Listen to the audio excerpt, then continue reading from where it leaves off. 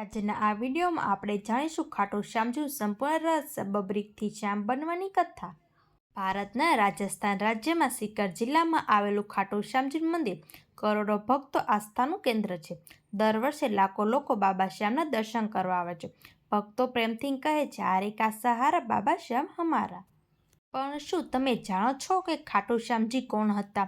તેમનું શ્રીકૃષ્ણ સાથે શું સંબંધ હતો અને તેઓને શ્યામ નામ કેમ રીતે મળ્યું? ચાલો જાણીએ। બબરીકનો જન્મ ખાટુ શ્યામજીનું મૂળ નામ બબરીક હતું।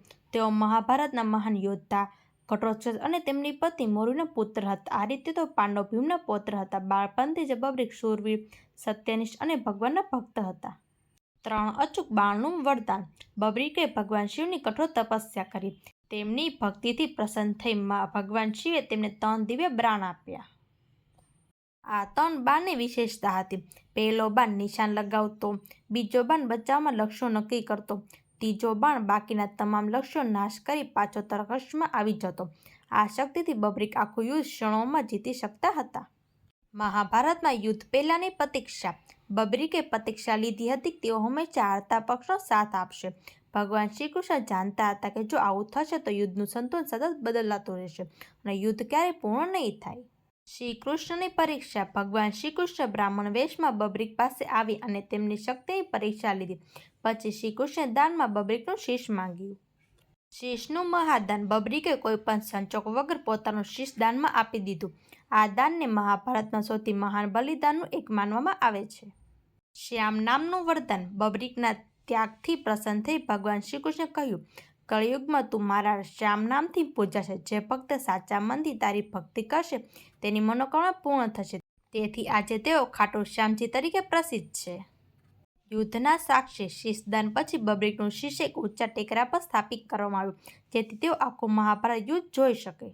યુદ્ધ પછી જ્યારે પૂછવામાં આવ્યું કે વિજય કોના કારણે થયો, ત્યારે બબરીકે જવાબ આપ્યો કે દરેક જગ્યાએ માત્ર શ્રીકૃષ્ણ દિવ્ય શક્તિ જ કાર્યરત હતી। ખાટુ ધામનું મહત્વ। માન્યતા મુજબ બબરીકનું શીશ રાજસ્થાનમાં ખાટુ ગામમાં પ્રગટ થયું। બાદમાં ત્યાં ભવ્ય મંદિરનું નિર્માણ થયું। આજે લાખો ભક્તો અહીં દર્શન કરવા આવે છે। ફાલ્ગુન મેળો। દર વર્ષે ફાલ્ગુન માસમાં ભવ્ય મેળો યોજાય છે। દેશ વિદેશમાંથી લાખો ભક્તો પગપાળા યાત્રા કરી બાબા શ્યામના દર્શન માટે આવે છે। બાબા શ્યામને શું અર્પણ કરવું? ફૂલ, નાળિયેર, ચૂરમાનો પ્રસાદ, નિશાન એટલે કે ધ્વજ, ભજન અને નામ સ્મરણ।